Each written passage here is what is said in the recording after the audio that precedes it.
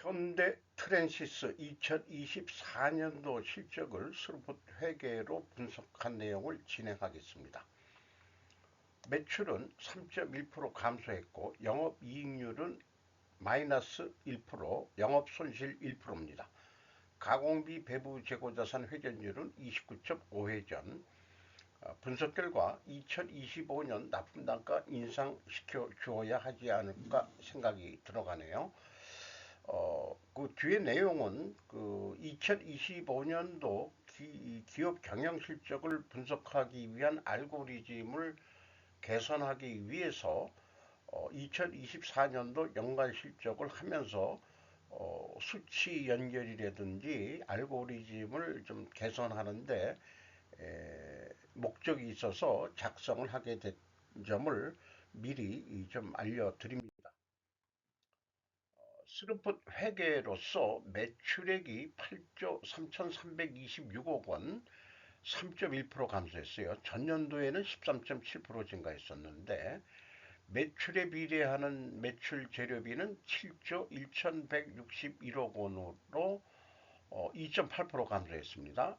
낮게 감소했다는 얘기는 그 차이가 0.2%, 소점 절사 이런 식으로 나오게 되는데 이번에 그 참고적으로 여기에 매출 재료 비율을 나중에 예측할 때 쓰려고 원천 손익계산서 원천에서 가져오려고 여기다가 산식을 표현했습니다. 여기서도 전년도보다 이 매출 재료 비율이 올랐다는 얘기로 나와 있죠. 0.2%. 요거는 똑같습니다만 이 뒤에 거는 약간 차이가 있습니다. 이 0.2%는 매출 재료비 증감률에서 매출 재료비 증감률을 뺀 수치입니다. 요 우측 거는 그렇게 좀 알아주시면 되겠고, 그래서 수루풋율은 14.1%, 반대로 그 매출 재료 비율은 1 빼기 수루풋율로 해도 여긴 또 나오게 되겠죠. 이런 식으로 좀 꾸며봤습니다. 수루풋율은 0.2% 내렸습니다. 거꾸로. 매출 재료 비율은 올라가고 수루풋율은 내리고 이렇게 됐죠. 올라가서 그거는 그리고 운영 경비가 0.2% 내려갔습니다. 그 결과 TOE 생산성은 0.93으로서 0.04포인트가 하락했습니다. 영업손실 874억 4,400만 원, 원가 회계 영업손실보다 4천만 원은 더 이익이 났는데 얼마간이라도 재고가 가공비 배부 재고 자산이 증가했기 때문이다. 그래서 이 현대차 그룹의 그 직영 부품 회사인데 종속기업인데 2년 연속 적자이다. 그 원인이 무엇일까 한번 좀 더 궁금해지기 시작합니다. 원가 회계 손익입니다. 유사하게 나오는데 매출 감소율보다 매출 원가 감소율이 더 낮으면 이것도 매출 원가가 좀 증가했다는 뜻이죠. 그래서 영업 손실이 175% 증가해 버렸습니다. 재고자산 내역입니다. 상품, 제품, 반제품 더해서 가공비 배부 재고자산 2,732억 원으로 3억 6,500만 원 감소했습니다. 원가 회계하고의 영업이익 차이가 작은 것은 요 재고 감소량이 작기 때문에 차이액도 작게 되겠습니다. 전체 재고는 297억이 늘었네요. 미작품이 꽤 많이 증가한 것으로 되어 있습니다. 비용의 성격적 분류인데 회사는 A, B, C로 구분 안 하고 이 1번에 뭐라고 표현되어 있냐고 그러면은 비원재료 변동 등이라고 표현했어요. 요거를 제가 재고자산 명세에서 가공비 배부 재고자산 3억 6,500만 원은 감소했는데 비성분에서는 플러스로 표현됩니다. 부호가 변환됩니다. 그리고 이 MC에서 거꾸로 또 재고자산의 변동금액을 빼서 원재료 사용 및 상품 매입액으로 그렇게 제가 역산을 해냈습니다. 1번 매출원가 재료비는 2.8% 감소했고 운영경비는 0.2% 감소했습니다. 운영경비 1조 2,599억 원에서 판매관리비 3,496억 원을 뺀 9,103억 원이 공장 가공비가 되겠습니다. 총 제조비용 대비 11.3% 올라갔고요. 생산 재료 비율은 0.2% 내려갔습니다. 여기서는 원재료 및 상품 매입 가격 하락이라고 2차 추론을 하게 되는데 1차 추론은 올라간 거로 되는데 모순이 나오는데 이 모순을 해소하는 길은 우선 지금 해법을 찾아진 것은 수량에 의한 재고 회전율로 나중에 맞춰지면은 이것은 뭐 이상이 있을 수 괜찮을 것이다 이렇게 보고 있습니다.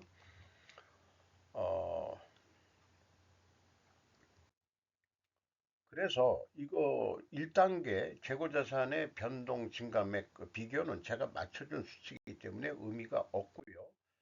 2단계 총 제조비용도 마찬가지입니다. 3단계 이것은 현금 흐름표하고 비교를 해보는 건데 딱 일치를 합니다. 4천만 원 영업이익 차이가 있는데 요거 4,100만 원은 단수 차이고요. 100만 원. 3억 6,500만 원 감소한 금액에서 가공 비율을 곱하면은 4,100만 원 검증이 되겠습니다. 운영 경비로서 인건비가 3,450억 원, 0.1% 많이 임금을 안 올려준 거나 마찬가지네요. 그런데 직원은 72명이 증가했어요. 그러면 상대적으로 연간 평균 임금이 거꾸로 내려갔습니다. 2023년에 요거는 그 아까 미리 말씀드렸듯이 양식을 미리 만들어 놓냐고 적자가 났으니까 임금을 못 올려준 거라고. 그래서 신입사원들이 들어오니까 전체 평균 임금이 내려간 거로 그렇게 되는 것 같습니다. 그런데 외주비는 거꾸로 28.5%나 계속 또 전년도에도 27.1%나 증가했는데 무엇을 외주 가공을 주는지는 구체적으로는 모르겠습니다만은 직영인원은 임금을 못 올려주는데 외주비는 올려준다. 뭐 그럴 수도 있을지 모르지만은 직원들의 그 동기부여가 안 될 것 같아요. 지급 수수료 3.3% 증가했고 운반 및 물류비는 0.4% 그만큼 물량이 줄어든 것 같습니다. 경영평가 지표로서 재고 회전율이 떨어졌죠. 2.4% 하락했고 슬픈율 0.21% 하락했습니다. 동일 방향으로 하락하면 투명하게 가정을 합니다. 그리고 투하자본 이익률, 슬픈 영업이익 나누기 투하자본 2.3% 하락했습니다. 총 자산 회전율은 1.3이로서 전년도보다는 좀 떨어졌죠. 1이 넘어가면 제조업으로서는 자기의 총 자산 능력을 10분 활용하고 있다라고 볼 수 있겠습니다. 영업구매 평가 지표로서 현금 버퍼율은 매우 낮습니다. 1.9%. 매출 채권 수금 속도 5.2회전 낮아졌고요. 매입 채무 지급 속도는 뭐 전년과 동일하네요. 그리고 두퐁 ROI 자본 회수율은 마이너스 3.4%로 2.1% 하락했습니다. 앞서 말한 대로 두 가지 경영평가 지표가 하락했으므로 회계 투명성 가정을 세우는데 이것을 입증하려면은 원재료 가격이 상승해야 되고 판매 가격은 내려가야 됩니다. 원재료 가격이 상승했느냐? 회사가 제시한 샘플로는 2.1% 내려갔습니다. 그리고 판매 가격은 0.02%, 가중 평균을 해보면 0.06%가 내려갔습니다. 거의 뭐, 좀, 많이 나가는 게 변속기 같은 게 많이 나가는데 이게 많이 깎였죠. 이 전체 이 승용 엑셀까지 해가지고 62.38%인데 아마 변속기 글쎄요 매출액 차이만 어쩌면 수량은 다 비슷하겠죠. 네, 그렇게 승용은 아니기도 하겠습니다만은 그래서 1, 2차 추론에서는 이제 모순이 나왔는데 무엇이 옳은 건지 I 회전율이 하락했고 슬픈율 하락이면 순방향인데 이것을 입증하려면 원재료 및 상품 매입 가격이 상승해야 되고 판매 가격은 하락해야 됩니다. 그런데 원재료 가격 하락했죠. 판매 가격은 하락했다. 그러니까 요 매입 가격이 투명을 입증하려면은 상승해야 되는데 하락으로 나옵니다. 그래서 입증은 실패인데 어, 좀그 비성분에서 재고자산의 변동이 실질적으로는 어떻게 하는 건지 그거가 지금 확인이 안 돼서 제가 맞춰준 수치도 있고 등등 해가지고 이런 것들이 인과관계로 입증이 됐으면 좋겠는데 공개되는 그 원재료 및 그리고 또 아까 상품 매입은 우리가 알 방법이 없죠. 그러니까 전체를 대변한다고는 볼 수가 없겠습니다. 어쨌든 적자를 면하게 하려면은 납품 단가를 인상해 주는 수밖에 없다고 보여집니다. 현금 재무지표로서 일본 EAT 새우 현금 순이 1,808억 원 벌었습니다. 단기 순손실이지만은 현금상으로는 돈을 벌었다. 두 번째 EMS 영업활동으로 전체 유입된 돈은 1,970억 원, 최종적으로 2,942억 원의 현금이 유출이 됐습니다. 어디에 많이 나갔냐 돈이 비유동자산에 3,161억 원을 투자를 했습니다. 잉여현금으로서 채권자한테 2,140억 원을 추가 차입을 해서 이자부채 레버리지율이 33.7%, 50%를 안전선으로 봤을 때는 지금 레드존에 들어갈 상황으로 될 것 같아요. 지금 주주잉여 현금으로는 어디 배당할 지금 상황이 아닌 거고 참고적으로 납입자본 성장률은 1.6배분이 되질 않고 이익잉여금률은 63.8%로 떨어졌습니다. 그러니까 이 현대 트랜시스의 존재 가치는 당신네들은 그 이익을 많이 내지 말라는 방침이 있는 건지 솔직히 그런 느낌을 받을 수밖에 없네요. 그래도 외형상 적자는 면하게 해줘야 되지 않냐. 직원들 월급도 좀 낮고 그렇습니다. 다른 계열사들은 평균 임금이 1억 원이 넘는데 8,500만 원벌이 되질 않으니까 어쨌든 2024년도 그 실적은 매출액이 96.9%로 내려갔고요. 그 참고적으로 그 판매 계획을 세우는데 매출 재료비와 운영 경비 기준에서 스루풋은 간단하게 매출액을 예측해 볼 수 있겠습니다. 원가 회계는 좀 복잡해서 이번에 연간 그걸 하면서 양식을 조금 개선을 했습니다.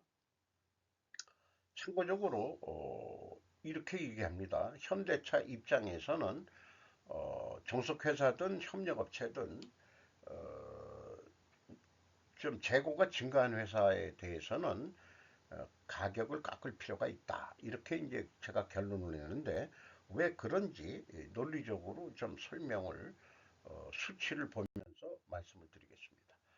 먼저 손익분기점 매출 기준으로 해서 많이 뭐 남길 것도 없고 이 전년도에 그 운영 경비가 0.2% 줄었습니다만은 2025년도는 4% 증가한다고 봤어요. 인건비도 조금 올려주고 그리고 영업이익은 마이너스 120, 한 100으로 하면은 이제 완전 제로인데 한 20% 정도 이익이 나는 거로 그렇게 얘기해서 슬픈율로 나누면은 9조 4,360억 하지 않겠느냐 이렇게 보고요. 그런데 이것은 가격을 안 올려준 거니까 매출 재료비 기준에서는 그 수료폰율을 14.1%였는데 15% 0.9%좀 인상을 해주는 거로 마진율을 그렇게 좀 해주면은 판매 금액이 올라가서 9조 4,513억 원 정도 매출 재료 비율은 12.2% 좀 올리는 거로 그 정도로 그 계획을 잡아봅니다. 이 운영 경비 기준에서 유사한 금액이 나오도록 매출 재료 비율을 조정을 했습니다. 그래서 이거를 납품 단가라고 비유를 한다면은 945만 원에 납품하기로 했다. 차 한 대에 들어가는 모든 부품을. 그러면 한 10만 원뿐이 남지를 않습니다. 이거 가지고 장사가 되겠느냐? 막말로 1,000만 원짜리 팔아가지고 10만 원 나오면은 그게 장사냐? 어쨌든 연간 회전율이 29.5회전인데 뭐 더도 말고 30회전 하면은 판매 매출액이 증가 효과가 있어서 959만 9,320원을 받게 된다면은 운영 경비가 약간 증가하더라도 영업이익은 12만 6,700원까지 올라갈 것으로 예상이 됩니다. 그러면 원가 회계는 어떤 식으로 예측해 볼 거냐? 어, 생산을 갖다가 아까 매출은 12.2%를 증가한 거로 했죠. 근데 재고를 너무 많이 생산해서 재고 회전율이 떨어졌기 때문에 생산을 좀 뭐 수주받아서 하는 것도 있지만 어느 정도 계획 생산을 미리 대비하는 것도 있을 거란 말이죠. 한 10%. 계획은 생산은 10% 올린다. 재고 감소 경우에도 10%더 생산을 하고 재고 증가할 때도 10%인데 이것은 재고 감소는 영업에서 많이 팔면 되는 거고 재고 증가는 영업에서 못 팔았을 경우입니다. 그래서 3%만 재고를 줄여보자. 전년도에는 0.1% 감소시켰는데 이 정도 가지고는 안 되고 3% 정도 더 줄이자. 그렇게 하게 되면은 재고가 줄었을 때는 총 제조 비용이 어, 단가로 얘기하면은 923만 6천 원인데 재고가 증가할 때는 매출 원가가 올라가 버립니다. 재고가 증가할 때는 매출 원가가 낮아져 버리고요. 이것이 이제 원가액의 맹점이죠. 그래서 음, 전망을 해 보면은 얼마에 팔아야 되느냐? 재고가 감소했을 때는 한 960만 원 정도 팔아야 되고 재고가 증가할 때는 959만 4천 원 정도만 해도 목표 이익은 나온다. 이런 얘기가 되는데 그러면 실제 현업에서는 어떻게 할까? 나온 데이터를 갖다가 다 이렇게 내면은 뒤로 다 더하면은 총계가 960만 7,835원이 나옵니다. 그러면은 깎일 걸 예상하니까 부풀릴 게 사람의 심리예요. 많이 부풀리지도 않아요. 이 정도는 인정해야 되지 않느냐. 그래서 마진은 뭐 17,000원뿐이 안 남기겠다. 그러면은 견적서를 963만 7천 원에 내는데 매출을 그러면은 더 깎지 말고 960만 원에 해줘야 우리가 그래도 이게 적자다. 3,511원. 그래서 재고를 증가시킬 때는 좀 재고 이익이 남는 거거든요. 어쨌든 재고 감소를 기준했을 때 매출을 1.6%더 해가지고 그 경우에는 이제 그 재고가 조금 더 줄겠죠. 아까 4% 준다고 그랬는데 4.6%, 아까 3% 준다고 그랬나요? 3%. 그러면은 975만 307원에 파는 꼴이 돼가지고 15,742원이 남는 거로 이렇게 좀 실행 계획을 세울 수 있지 않냐. 근데 문제는 스루풋은 945만 원에 팔아도 남는 거로 산출이 되는데 원가 회계는 그 재고 때문에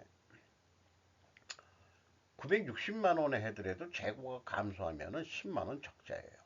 아니, 뭐 스르프 적자가 아니고 스르프보다도 10만 원 돈이 더 어, 이익이 덜 납니다. 재고가 증가해도 역시 이렇게 됩니다.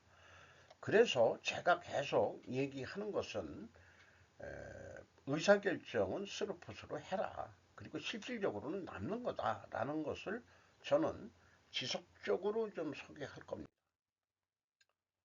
비상장 기업이기 때문에 100%그 현대차 계열이 그 자본을 가지고 있는데 현대차가 41.1%, 기아가 40.4%, 현대모비스가 15.7%, 자기 주식이 0.2%, 기타가 있습니다.